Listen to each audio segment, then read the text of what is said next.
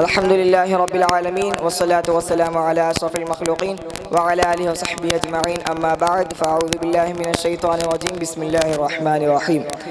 میرے دوستوں اور میرے استادوں اور میرے بھائیوں، آج ہم ادھر ایک اسلام کی ایک ایسی تاریخی جنگ کے بارے میں چرچا کرنے والے ہیں جس کا نام ہے جنگ احد۔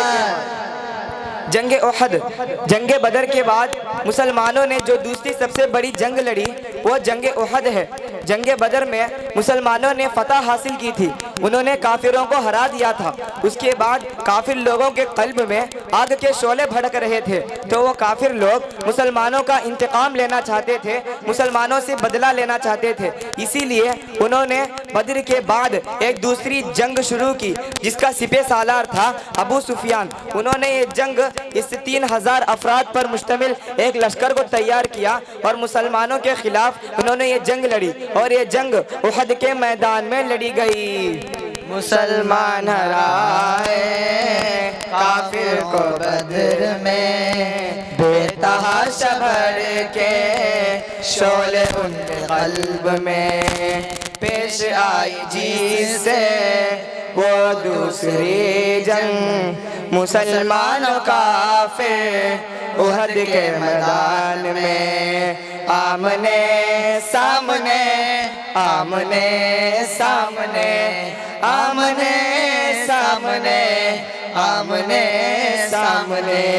تو میرے دوستوں، جنگ احد میں تاریخ بھی گواہ ہے کہ مسلمانوں کی تعداد صرف 700 تھی، اور اسی موقع پر کفار و مشرکین کی تعداد 3000۔ اس کا سپہ سالار ابو سفیان کو جو تجارت میں نفع حاصل ہوا تھا، اس نے وہ سارا مال دارالندوہ میں جمع کیا، اور اس کے بعد اس نے وہ سارا مال 3000 افراد پر ایک مشتمل لشکر بنایا، اور اس کے بعد 200 اونٹیں اور ان کے ساتھ شرابیں، گانے والے عورتیں، اور جنگ پر اکسا کر ان کو اشعار پڑھنے والے عورتوں کے ساتھ عیاشی کرتے ہوئے یہ لشکر مکہ سے نکل پڑا۔ مگر قربان جاؤ ہمارے آقا حضور صلی اللہ علیہ وسلم پر، وہ صرف اپنے 700 جانثاروں کے ساتھ جنگ کے سامان نہ تھے، نہ زیادہ گھوڑے تھے، نہ زیادہ اونٹیں تھے۔ کھجور کی ڈھالیاں اٹھا کر تلوار کی طرح نکلنے کے لیے وہ نبی کے جانثار مدینہ سے نکل پڑے تھے۔ حضور صلی اللہ علیہ وسلم کے صحابہ 700 اور 3000 کا مقابلہ کرنے کے لیے مدینے سے نکل پڑے۔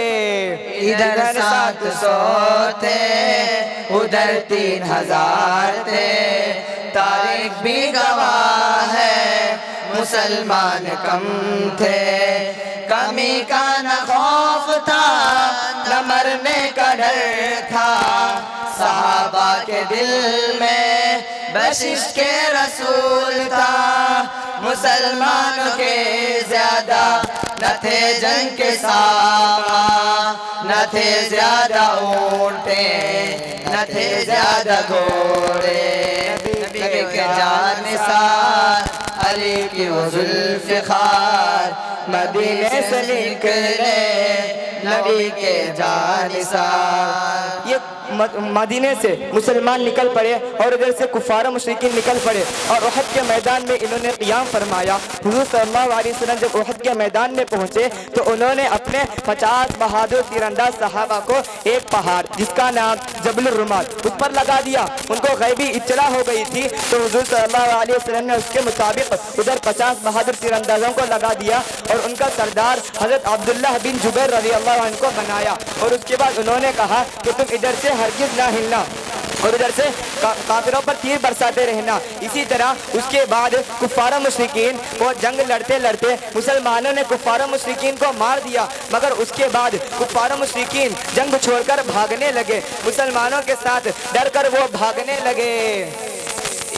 جنگ کا آغاز ہوا، ایک سے ایک لڑنے لگے، بہادرین مشرکین کے در پہ مار گئے، کافر لوگ ڈر گئے، جنگ سے وہ بھاگنے لگے، بھاگنے لگے، بھاگنے لگے، بھاگنے لگے، بھاگنے لگے۔